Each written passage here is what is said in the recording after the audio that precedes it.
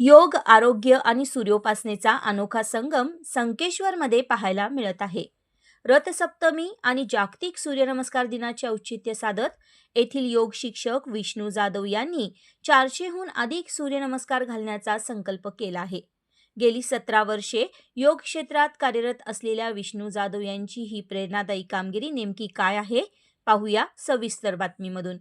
नमस्कार, मी वृत्तनिवेदिका माधुरी मेस्त्री. आपण पाहत आहात SCN न्यूज. आता पाहूयात योगा विशेष.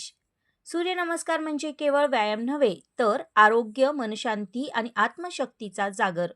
संकेश्वर येथील श्री ज्योतिबा योगा ग्रुपचे योग शिक्षक विष्णू जाधव यांनी पुन्हा एकदा आपल्या जिद्दीने आणि साधनेने सर्वांचे लक्ष वेधून घेतले आहे.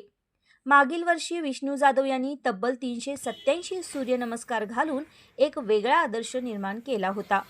याच प्रेरणेने आणि रथसप्तमी तसेच जागतिक सूर्यनमस्कार दिनाचे औचित्य साधत यावर्षी त्यांनी 400हून अधिक सूर्यनमस्कार घालण्याचा संकल्प केला आहे.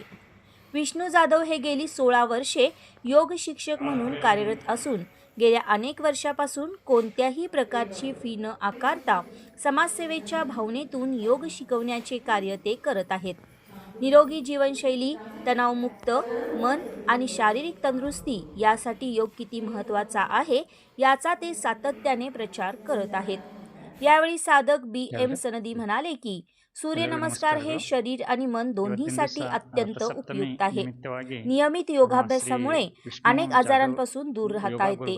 योग हा प्रत्येकाच्या जीवनाचा भाग व्हावा, हाच विष्णू गुरुजींचा उद्देश आहे, असे ते यावेळी म्हणाले. ಯೋಗ ಮಾಡ್ತಾ ಇದ್ದಾರೆ. ಇವತ್ತು ಅವರು 400 ಸೂರ್ಯ ನಮಸ್ಕಾರಗಳನ್ನು ಹಾಕುವ ಒಂದು ಟಾರ್ಗೆಟ್ ಇಟ್ಟಿದ್ದಾರೆ. ಈಗಾಗಲೇ 280 ಸೂರ್ಯ ನಮಸ್ಕಾರಗಳನ್ನು ಮಾಡಿದ್ದಾರೆ. ಇನ್ನೂ ಅವರು ತಮ್ಮ ಟಾರ್ಗೆಟ್ ಗುರಿ ಮುಟ್ಟುವವರೆಗೆ ನಿಲ್ಲೋದಿಲ್ಲ. ಅದಕ್ಕೆ ಒಂದು ಈ ವಿಷ್ಣು ಜಾಧವ್ ಗುರುಜಿ ಅವರಿಗೆ ಎಲ್ಲರೂ ಕೂಡಿ ಅನಂತ ಧನ್ಯವಾದಗಳನ್ನು ಸಲ್ಲಿಸಬೇಕು. ಯಾಕಂತಂದರೆ ಈ ಒಂದು ರಥ ಸಪ್ತಮಿ ನಿಮಿತ್ತ ಈ ಸೂರ್ಯ ನಮಸ್ಕಾರ ಏನು ಹಾಕ್ತಾ ಇದ್ದಾರಲ್ಲ, ಇದೊಂದು ಎಲ್ಲ ಅವರ ಆರೋಗ್ಯ, ಈ ಜಗತ್ತಿನ ಒಂದು ಒಳ್ಳೆಯದಕ್ಕಾಗಿ ಅವರು ಇದನ್ನೆಲ್ಲ ಮಾಡ್ತಾ ಇದ್ದಾರೆ.